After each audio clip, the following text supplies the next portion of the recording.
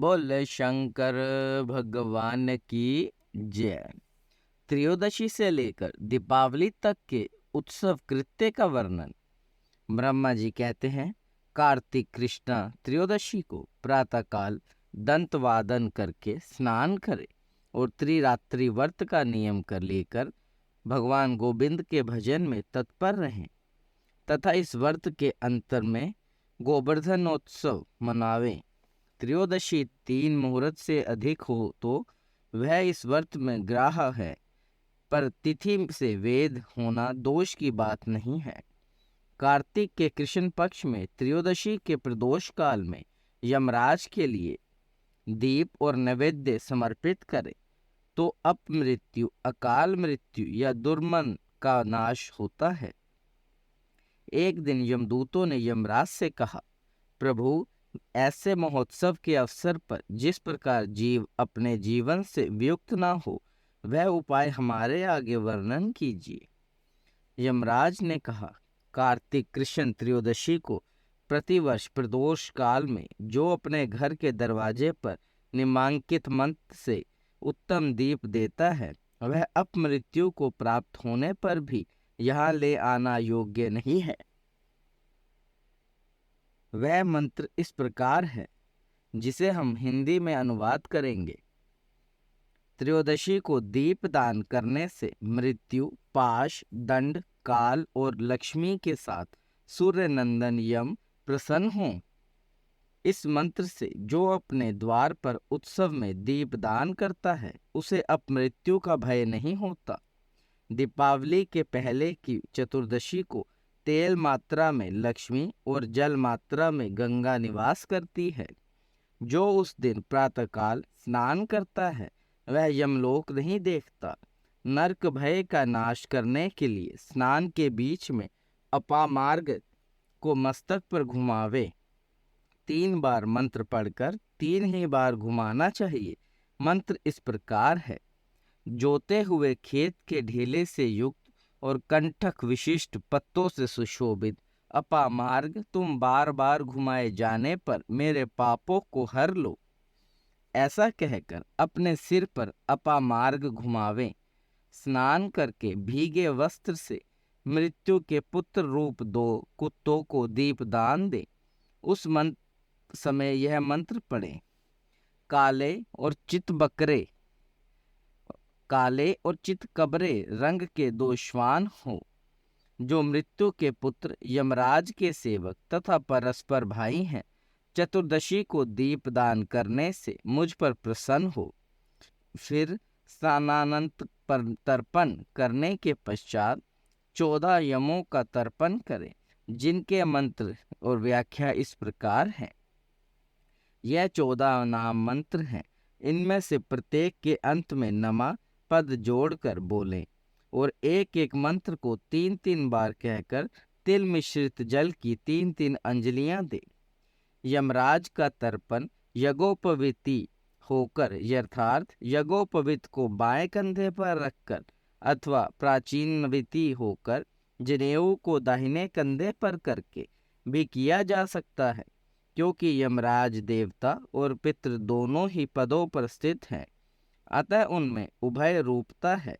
जिसके पिता जीवित हो, वह भी यम और भीषम के लिए तर्पण कर सकता है।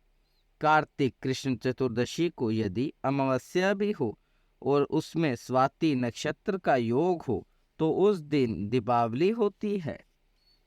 दिन से आरंभ करके 3 दिनों तक दीपोत्सव करना चाहिए, क्योंकि एक समय राजा बलि ने भगवान से यह वर मांगा था कि मैंने छटा से वामन रूप धारण करने वाले आपको भूमि दान दी है और आपने उसे 3 दिनों में 3 पगों पर नाप लिया है।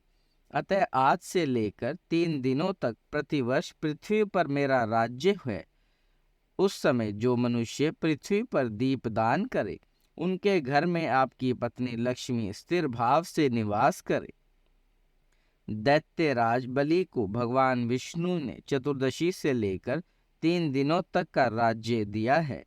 इसलिए इन 3 दिनों में यहाँ यथार्थ सर्वथा महोत्सव करना चाहिए।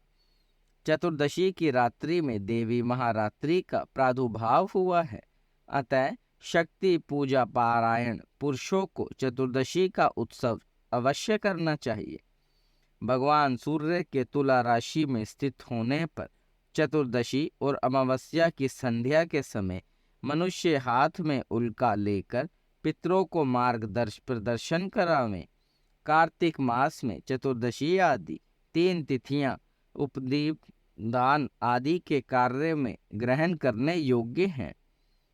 यह दीपदान ग्रहण करने योग्य के उपरांत यदि ये 3 तिथियां संगम काल से लेकर पहले ही समाप्त हो जाती हैं तो दीपदान आदि के कार्यों में इन्हें पूर्व तिथि से युक्त ही ग्रहण करना चाहिए।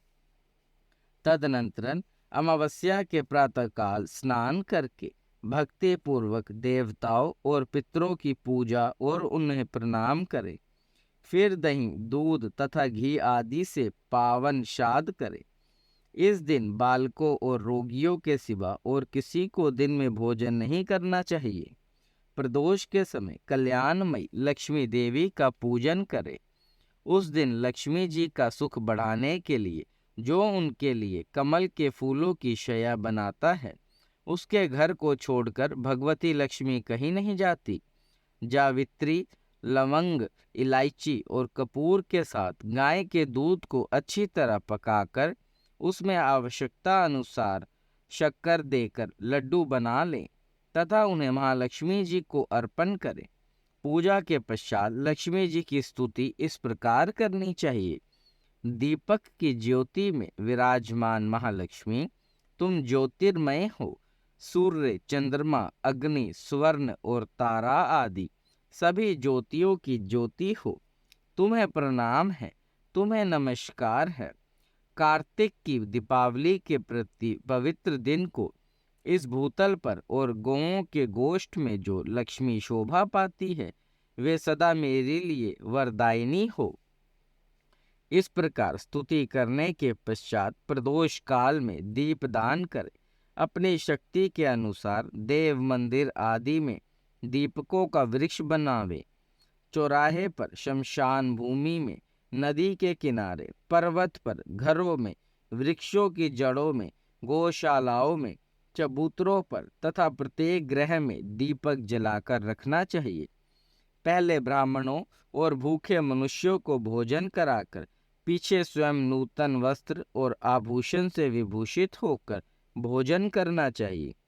जीव हिंसा, मदिरापान, अगमय गमन, चोरी और विश्वासघात ये 5 नरक के द्वार कहे गए हैं। इनका सदैव त्याग करना चाहिए। तदनंतरन आधी रात के समय नगर की शोभा देखने के लिए धीरे धीरे पैदल चले और उस समय का आनंद उत्सव देखकर अपने घर लौट आवे। बोले शंकर भगवान की जय।